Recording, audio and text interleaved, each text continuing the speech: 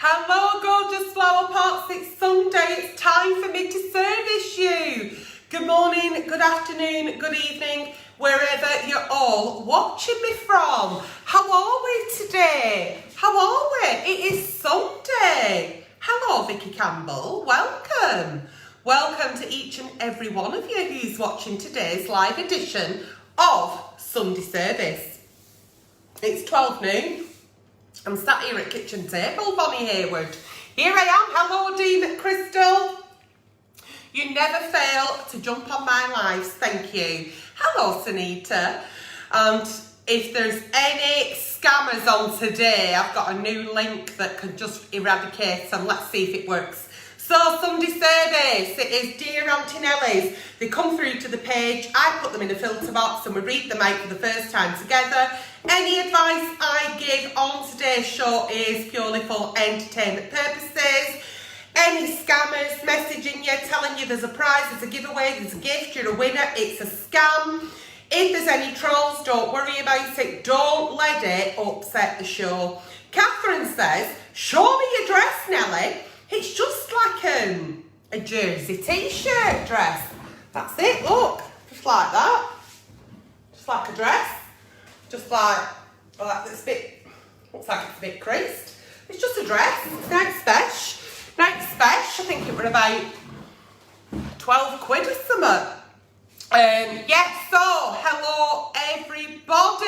Hello Sean McCabe. How's you and your lovely wife? Hiya Nelly, says Maria Kissett. Now then, it's time for Sunday service. Who's having a Sunday lunch if you live here in UK? What you having on your roast? Who's having what? Hello, Stacey Samuels and Jessica Hamilton. Sue Banks says, hello in Portsmouth. Hello. And Jay is watching from Cambridge, New Zealand. So once again, good morning, good afternoon, good evening, wherever you are watching me from. Very kind to say that, Sunita. That's very kind. So, I like your blue top, says Maria. Thank you very much. I know, yeah, now then. I never used to bother with the colour blue because I always thought blue were for blondes. But ever since, obviously being at Ruby and Daisy, I've experimented with colour and people tell me that blue is a good colour on me. Can I just announce as well, please, that I got the news on Friday that my audition was successful and I will be being and playing the Good Fairy Nelly in the Panto edition this year of Sleeping Beauty. So I will be on the good side because I've only ever been on the bad side as the evil stepmother. So I'll be on the good side as the fairy in Sleeping Beauty at Bolton, Victoria Halls, and then we're going up to Aberdeen. So have a look on my page. If you purchase a ticket anytime between now and the end of September, all tickets are £5 each for adults and children. So there we go. There we go.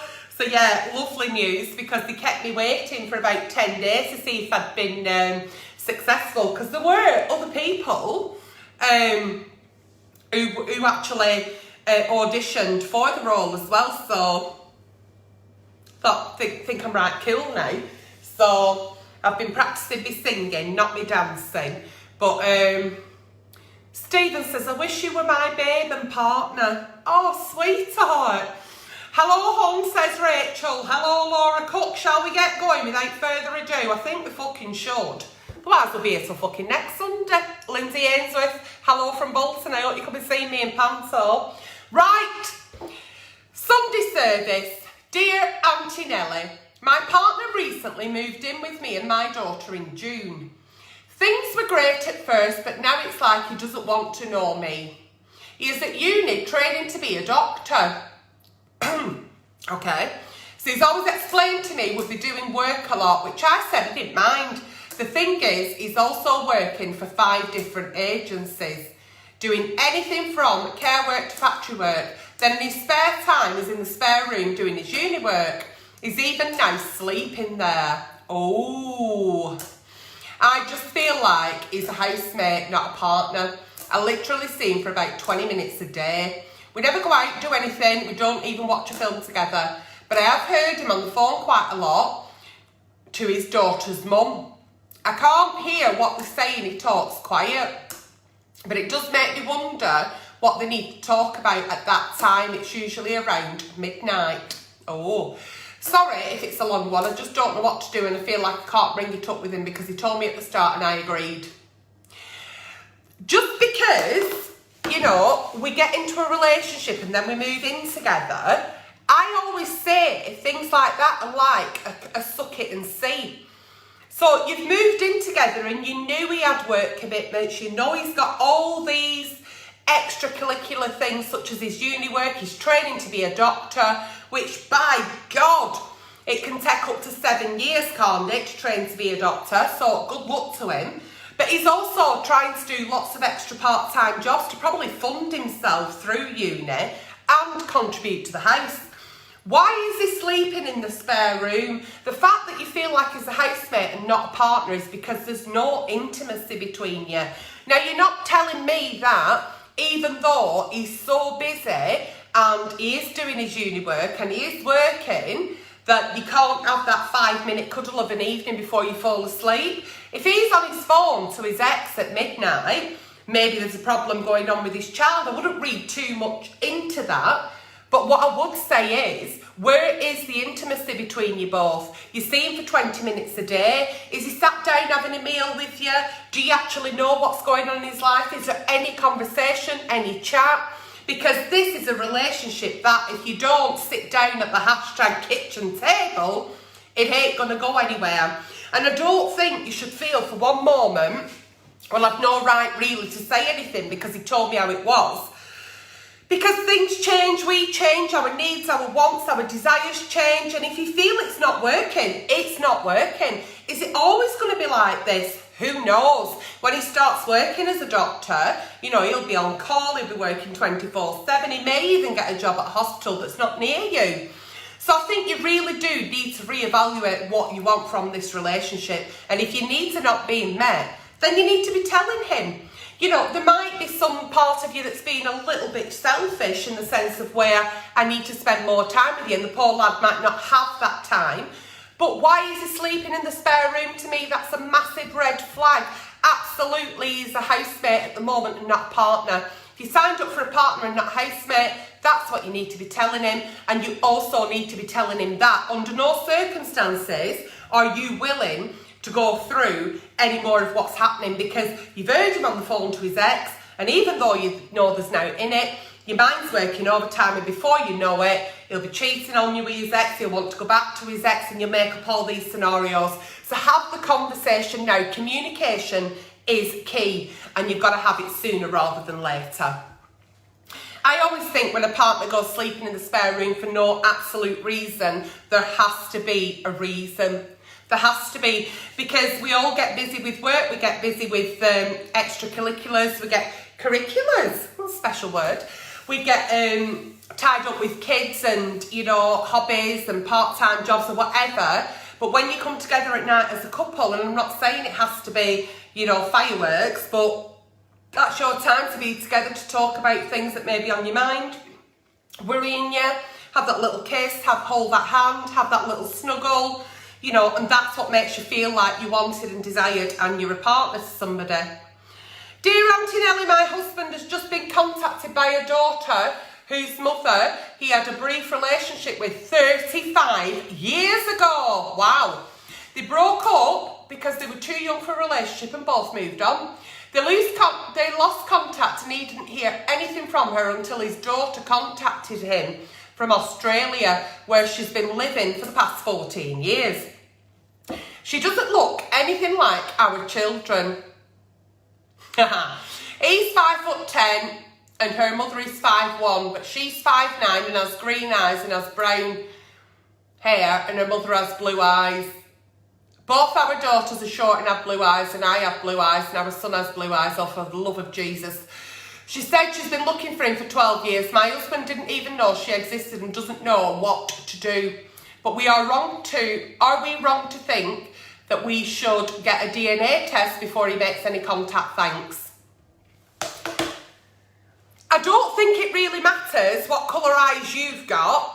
and how tall you are and what colour your hair is, Flower, because that's fuck all to do with the genetics of a possible child that he had with somebody else. Now, we can have children with people and they may not look like either of us, but a granddad from 5 generations ago. So that to me doesn't sound like you can pinpoint that. Number 2, yes, if this child has, come out of nowhere and you weren't aware of it, absolutely have a DNA test. There's nothing wrong with that. Absolutely, your husband should be contacting this person saying, it's lovely to hear from you. My absolute apologies. I didn't even know you existed.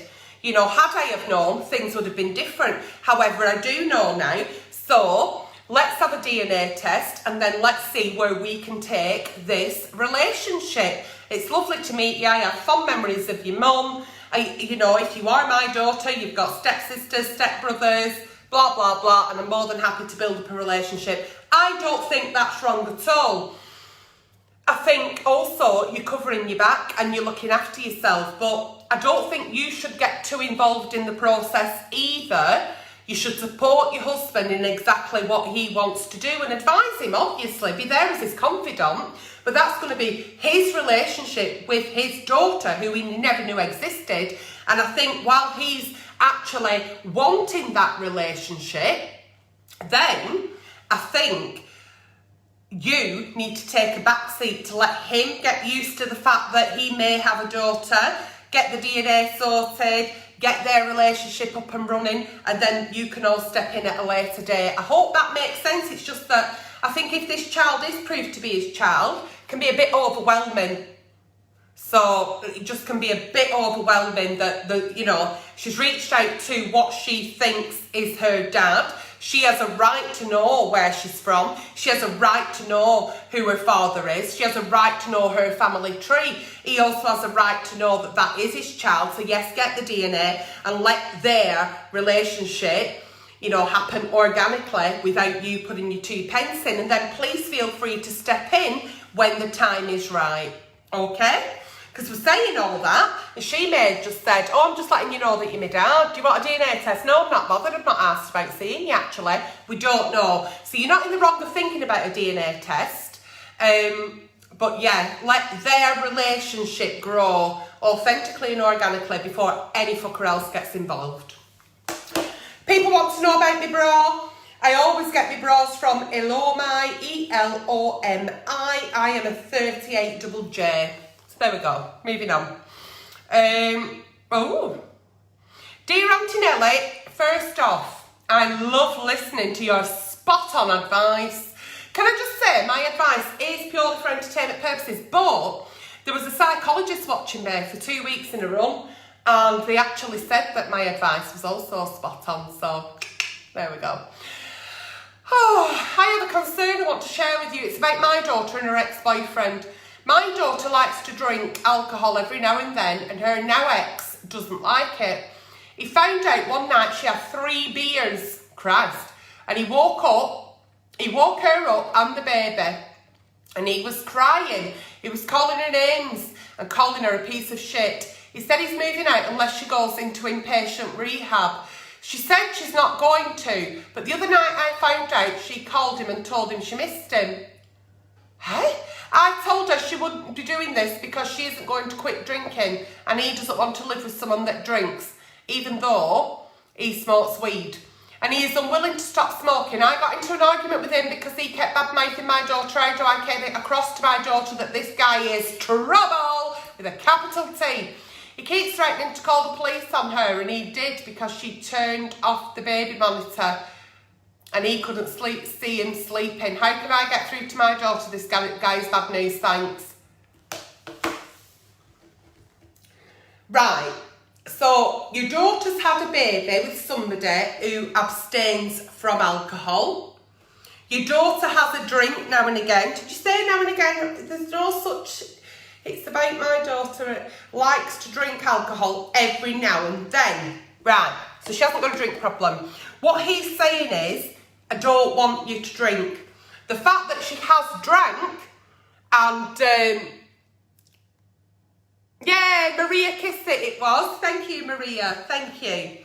So the fact that she likes a drink now and again, 3 beers or a bottle of wine or a few cocktails or whatever it may be, now and again socially with her mates or whatever, that's fine as long as she doesn't have an alcohol problem, isn't alcohol dependent and is not turning to alcohol as a coping mechanism, that should be fine. He has no right to tell her that she needs to be an inpatient in a rehab facility because she's had 3 fucking beers. Absolutely not. That to me doesn't warrant somebody having a drink problem unless something's going on behind closed doors that you don't know about and you're not telling me about. 3 beers really isn't a fucking issue. I haven't had a drink since November 2019. I actually put that on one of my Instagram stories and people were like, oh my God, it's brilliant that you're sober, well done. And I was like, yeah, thanks, but I don't like it. It's just not for me. But I don't mind folk drinking around me. I don't mind folk having, you know, a bottle of wine, a bit of champagne, a few fucking cocktails, 7 beers, whatever. You knock yourself out, kid. It's just I choose not to. So what is his issue? Has he grown up in a family where there's been alcoholism? Has he seen people turn violent off alcohol? Has he been around drunks and he fears that this may be something that may affect his son growing up? What is his issue? Because it's him that's got the problem, not her, if that makes sense. He's got some kind of fear about her drinking. Now, I'm not going to mention his weed smoking because that's not the problem here. The problem is also, number 2, that he's very aggressive towards your daughter. He's calling her names. He's making her probably feel less than. And the more that we kind of shove people into a corner, lower the self-esteem, lower the fucking confidence, for all he knows, she could fucking turn to drink full time. Sounds to me like there's a lot more to this story than you're actually telling me. And at the end of the day, her relationship with this man is her relationship. We can only guide our kids. We can only say, well, I think this or I think that. We can't be saying, you should do this, you should do that. Because at the end of the day, it's not your relationship. So the more you tell her that he's bad news, you know, he's narcissistic, he's controlling, he's no good for her, the more she's going to want to run into his arms. Okay, so I would definitely say to her, listen, I've been having a think. Is there anything going on behind your closed doors that I don't know about? No, Mum. Right, well, you need to have a little sit down with him and see what the fear is about 3 beers. What is the fear? Because there's more to this story than what you're actually telling me. And you need to tell me what it is because it doesn't warrant you going into rehab. So, and he keeps threatening to call the police on her because she turned the baby monitor off. Do you think that maybe he's like got high paranoia because he smokes a lot of weed? What has happened in his past that he associates alcohol with it? Alcohol to him is negative, isn't it? It's really negative. So I think we need to look at his mental health and see what's going on there. And if it is the father of your grandson, then help him if you can. Okay.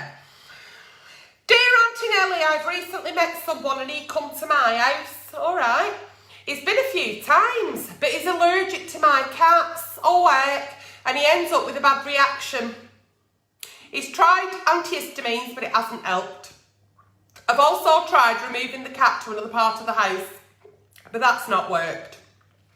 I really want to start seeing more of each other, but seems impossible as I have 2 young children and they're with me full time, and I also have the cat. I need some advice. What else to try? No matter if you get rid of the cat today, and you shouldn't get rid of your cat for a partner, absolutely not, because the part of your family, it'd be like getting rid of a kid. If you get rid of the cat today, the cat dander, I know a lot about this subject, will still be in the house, in the air, for at least 6 months. Now, I have a friend whose partner is allergic to the cat, and they have a humidifier, the foot they call them. It takes the negative ions out the air. You could try one of them.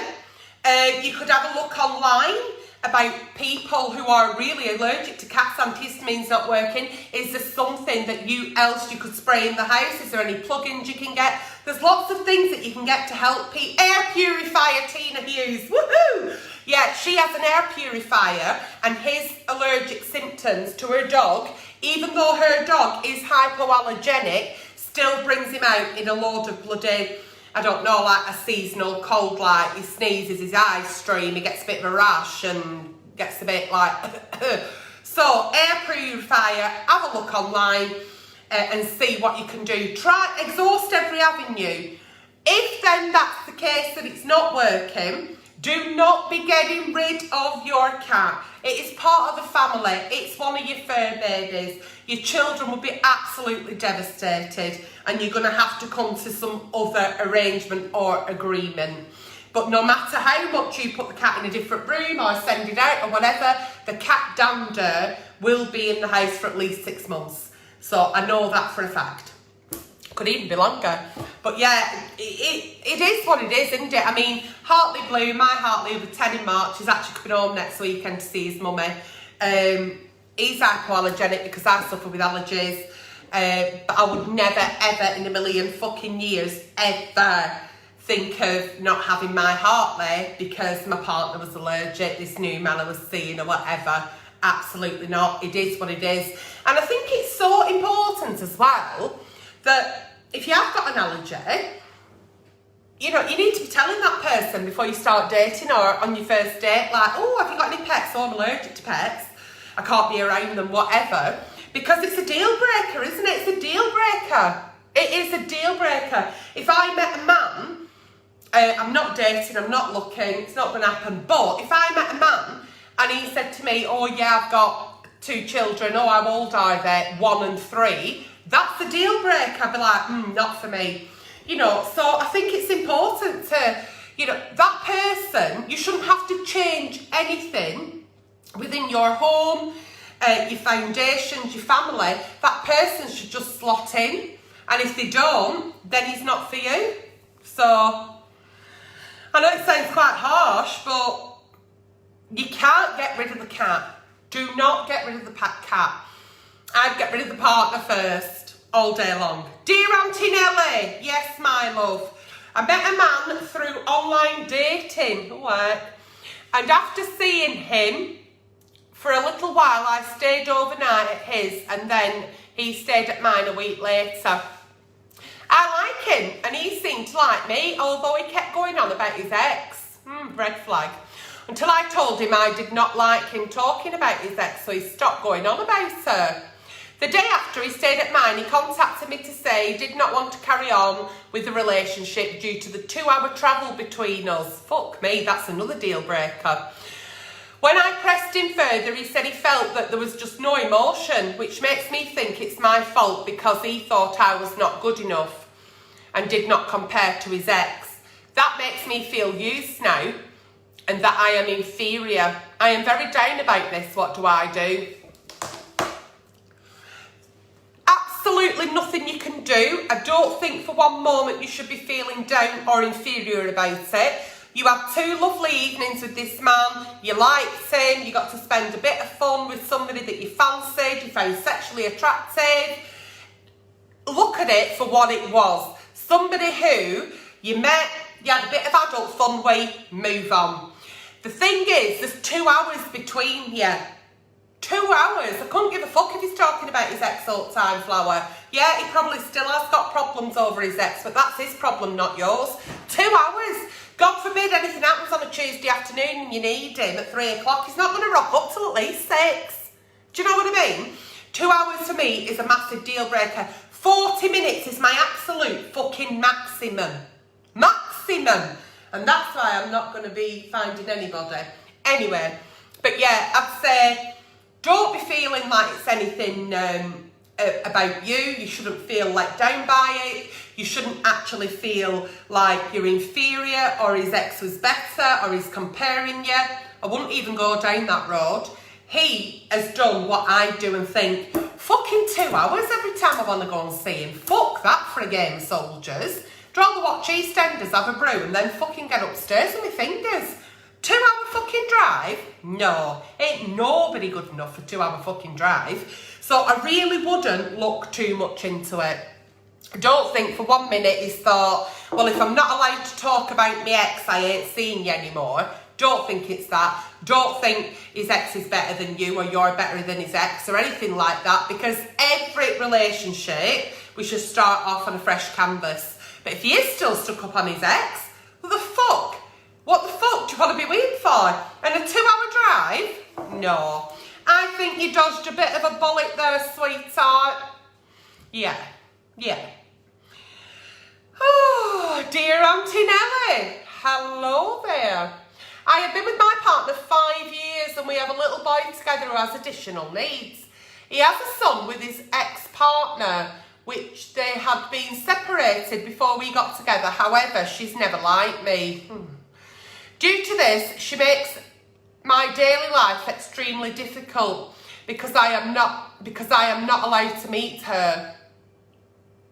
Not that I really want to, but we have his son stay with us a few nights a week. Oh, and I feel for his sake it would be good to have some sort of civil relationship. Absolutely. She's quick to ask favours from my partner, like painting his son's bedroom at her house, etc. I just feel the situation as not being civil is odd. His son has started using a phone now, texting, and asks me things like, why can't I text mummy from my phone? How do I explain this? I guess I just need someone to explain that I'm not going crazy. I should add, she's in her late 30s, I'm 31, thanks. If my child was staying at my ex's with his new partner, I'd be in there, through that door, like a fucking bull in a china shop. I'd want to know who she is, where she's from, is she clean, what kind of meals does she cook, how does she speak to a fucking child? Because while my child is in their home, she might be with her dad, but there's also another adult there, isn't there? And what if he nips out one night and nips to shop and my child's on its own with her? I need to know who she fucking is. I think it's really out the question that she won't sit down and have a civil cup of coffee with you, because you're both raising her son in a way. So I think it's just absolutely fucking ridiculous. And I think what you should say is exactly what I've just said to you, and say, listen, you know, do you want to meet me? Do you want to see me? Are you okay with your son coming all that time? I think it's time we meet and have a coffee. And you should not have any fucking beef about your partner going round and doing things in his ex's home for his fucking child. If he wants to go round and paint a fucking wall for his son, go round and fit a Lego together or a Scale Electrics or take him out for some football boots or whatever it fucking is, that's his son who come first. You've not got a fucking say in it. End of. The problem here is that the ex sees you as someone that she doesn't want to be friends with. Make it clear that I don't want to be your fucking mate, but I think we should at least, you know, meet. And then we know who each other are, because it's weird, because the older that your son's getting, he's asking questions and I don't know how to answer him. So how do you want me to answer him? Because I want to be able to work with you and not against you. I think it's ridiculous. It's ridiculous that she's sending her child into a home where she does not know the other adult, they're completely anonymous to her. And yeah, she might trust her ex completely and he's gone, oh, don't worry about it, she's absolutely fine, he's well looked after, and she's gone, oh, all right then. But maybe you are reading too much into it of like, well, I should be meeting her because I'd want to meet her. You can only put the offer there. That's all you can do. But believe me, I'd definitely be in that house and I'd definitely be introducing myself and I'd definitely want to know exactly what the fuck's going on, how they live their house.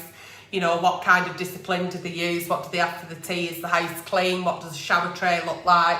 I'd be in there. Absolutely. Fucking hell, is it all about exes today or what? Yeah. So yeah, have that chat. Don't even go to your partner. Just go straight to her. I am in a situation, Aunty Nelly, and I don't know how to deal with it. Like, anybody who's writing in saying how do I write into the page, On the page, I'm telling you, since a review, there is a button that you press message and then come in there for Sunday service, night time with Nelly, or requests for reviews. Okay. So I'm in a situation I don't know how to deal with it. I've met a married woman online. She lives in the United States and I'm in UK. Over the last months, we've spoken every day by either Messenger or Skype. We met on a gaming site. Truth is, it got too serious too quick. We are having an online physical relationship. What's that mean? Online physical? How can you be okay, like FaceTime sexting, you mean? She says she can't leave her husband until the kids are grown, which is at least 5 years away. Oh, that old chestnut, eh? She tells me she loves me and all the things that I want to hear, and it's killing me inside. I want to like mad, but feel sometimes that I should end it, not to cause trouble. She means a lot to me now, but I cannot see a way forward. Please help. There is no way forward, sweetheart. You've got a little bit hypnotised by the fantasy of this woman who's sexting you online. You think you're in a physical online relationship, and in your head you probably are, but you're probably more with your dick than your head. And you've got to think, this woman's married, her kids are going nowhere for the next 5 years, and we usually find here on all Aunty Nelly shows that when people are cheating, they will always tell the other person that I can't leave my wife because kids are small. I can't leave my wife. I can't afford another place on my own, so I have to live there. But we live in separate lives and we sleep in separate rooms, and it's just fucking bullshit. You can absolutely fuck off from this online physical relationship. You can wish her all the luck in the world. You can wish her all the best health and happiness, and you can move on. You can move on. Start trying to speak to people. Number one, they're in the same fucking country as you. And number two, start speaking to people if you want to, get a connection who are single. Because when they're married, they belong to somebody else. They've made a commitment to somebody else. They're not for you. Okay? So I'm really sorry that you're going through this. But how to deal with it is your question. Your deal is, the way to deal with it is, point out to her that she's married. You're not willing to sit there and wait for her. You're not willing to relocate to US. You haven't got time to wait for her to get her papers and come over to fucking UK. It's been really nice talking to her, but you're not happy about it because you're getting feelings for her and you don't want to get hurt, and move on. Move on. Move on. I'm sure she does mean a lot to you. She's probably a right nice girl, but, if she's on a gaming site and then she's all of a sudden fallen in love with somebody and tells you she loves you while her husband's putting kids to bed, doing washing, making tea, working full time, who fucking knows? She's a bit of a cheating cunt, isn't she? And there's no saying that once a cheat, always a cheat. Who knows that? You could get together and then she'll meet somebody else in a gaming site and tell them that she fucking loves them. Do you know what I mean? Once bitten, twice fucking shy, flower. I'd like to say that you've had lucky escape. Yeah, Natalie Money, I am Italian. Io mi chiamo Antonella. Yes, so, full fat orange juice today, not Barocca. Moving on. Dear Aunty Nelly, my 25-year-old still lives at home. She thinks it's acceptable to come and go as they please. Oh, it's like a bloody hotel. Do you think this is a bloody hotel, coming and going at all hours, eh? Having your bloody washing done for you and your tea made. It's not a bloody hotel. Can see, just see it, can't you? They are not asked to do any jobs around the house except for one thing, which is to keep the bedroom tidy and put the clothes away that I've washed. You live in a bloody pigsty, you do. You want to get up on top farm. That's what I used to say to Olivia. Get up on top farm and get in with pigs. Your room's like a bloody pigsty. And if I don't get any washing off you today, I'm not bloody washing it. This is parents, especially mums, across the world. Isn't it? Isn't it? No matter how old they are, okay? I have other youngsters who are being woken up by her coming in at 7:30 a.m. after a night out or work. My partner gets up at 5, but she brings in a friend at midnight and starts talking and laughing in the living room underneath our bedroom. She always says they'll be quiet, but we can always still hear them. When I have tried to explain it's been late, she got so defensive and said it's her bedroom, she can do what she wants. Am I being unreasonable? She can't fucking do what she wants at all. It's your fucking house, and while she's living under your roof, she'll live by your fucking rules. And if she don't like it at fucking quarter of a century old, bastard 25, she can go off and pay her own fucking rent and bring folk home at all hours and shout and scream in her own fucking house and rock up at 7:30. You've got an husband that gets up for work at 5 a.m. and you've got little kiddies and she's treating it like the fucking grand? Fuck off. Not a chance. Not on my fucking watch. While you live in my house, I couldn't give a fuck how old you are. You live in my house, then you abide by my fucking rules. If you don't like my rules, believe me, Flower, there's the door. Don't let it hit you on the arse on the way out. Hashtag bye Felicia, go and fucking rent your own house. Because believe me, you'll be doing a lot more than your own fucking washing and putting your clothes away and having to keep your bedroom tidy. I think this 25-year-old wants a little bit of a fucking reality check.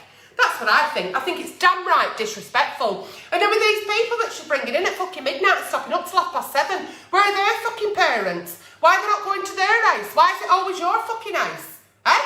No. Your roof, your fucking rules. Until she starts paying the fucking mortgage on your own, she ain't got a fucking say. I couldn't give a fuck how old she is. And it's my bedroom, in my house. I don't fucking think it is, Flower, because believe me, I'll kindly strip that fucking bedroom of everything in it and you can fuck off and take it to your new pad, because I'm absolutely sick to the back teeth of you treating this house like a fucking hotel and me walking past that bedroom and thinking a fucking pig lives in it.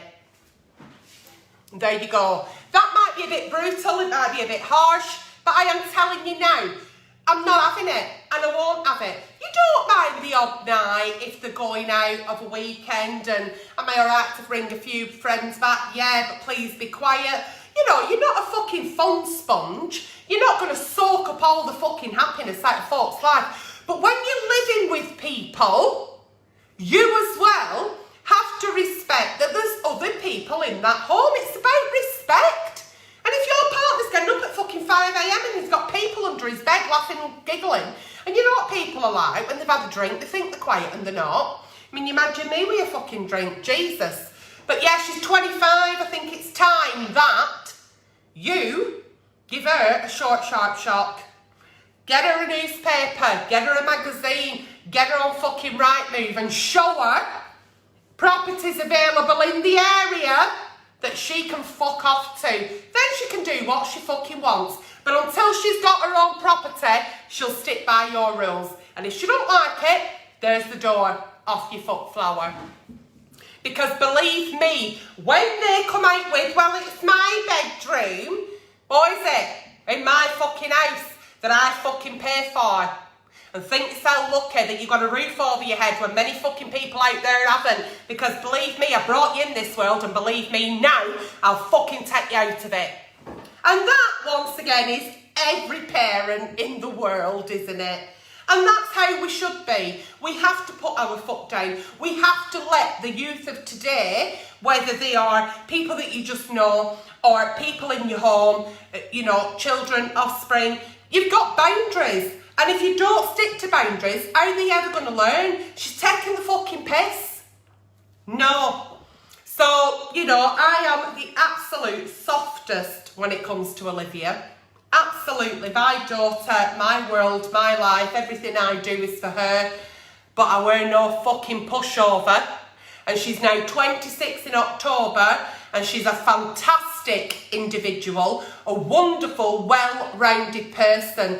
Because I'm not patting myself on the back saying I'm the best parent in the world. Fucking hell, have I made some mistakes? And I still do.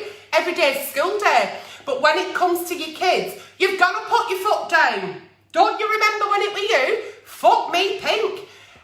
I wouldn't have just said it with words. I used to get fucking pasted left, right and fucking middle. I mean, you don't hit children now, and we're not allowed to hit children now, and rightly so, because we've gone from maybe a smack on the hand to people being abused, so let's just take it out completely.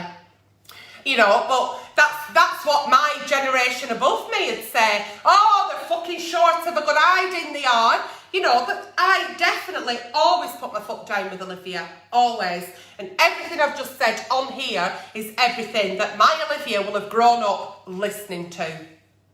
Because that's how I was. What we had for tea tonight, shit with fucking sugar on it. Where's my jumper? Well, where did you put it? Well, I don't know, I'm going to need it tomorrow. Well, did you bring it for the washing? I don't know. Well, if it hasn't magically crawled into the washing basket, then I haven't got it for fucking washing, have I? I don't know, but, well, I've told you. Put your clothes in the washing basket. I'm not asking you to put a wash on. And I will retrieve the washing basket and do the washing. And then give you your washing. And then you can put it away. But if that jumper is somewhere under your bed with 42 fucking nice forks and spoons and plates and fucking mugs, that when my mates come round and I want to say, do you want a coffee? And I have to go upstairs in your bedroom to get fucking mugs to make my mates a coffee, then I'm sorry. But if it doesn't magically appear in the washing basket, I can't fucking wash it. You have to give them responsibility. Am I right? I'm always fucking right when it comes to kids, because believe me, when Olivia was about 14, that's when I learned to sit on my hands. Because if I didn't sit on my hands, they'd be round her fucking throat on a daily basis, probably every fucking half an hour. Yeah? I'm going out tonight. No, you fucking not. When they tell you things like that, oh, I'm out tonight. Oh, yeah, you're 12. Where the fuck do you think you're going? You're getting upstairs, having a bath and getting in bed. That's where you're fucking going. So you can't give them too much of a rein, but what you can give is responsibility. They have to be responsible, and the sooner that you put that in. So yeah, get your Google on, go and have a look at what's for rent in your area. I am so sorry, there's a lady who said you can't swear like that on a Sunday. Oh, I am so sorry, Sandra. I said, please apologise to your client. They obviously don't know Aunty Nelly. Anyway, so that's been today's Sunday service, and I hope you've enjoyed it as much as I have. I hope you have, because I have. It's been lovely. I'm going to upload this to YouTube now, then I'm going to go down into Co-op. I'm going to go to Co-op today. I can't handle Tesco and get a few bits. So, yeah, that's been that. Keep writing into the page for Sunday service, night time with Nelly, and your review requests. Anybody who comments in your comments with prize, giveaway, gift, free gift, whatever, it's a scam, don't fall for it. And any advice I have given on today's show has been purely for entertainment purposes, unless it was the last advice that I gave, because it took me back about fucking 14 years for Olivia being a teenager, and that wasn't for entertainment purposes. That was exactly what I used to say on a fucking daily basis. You feel like you're on repeat, like you're like a parrot. But anyway, you'll get there. You'll get there. Take care and enjoy your day.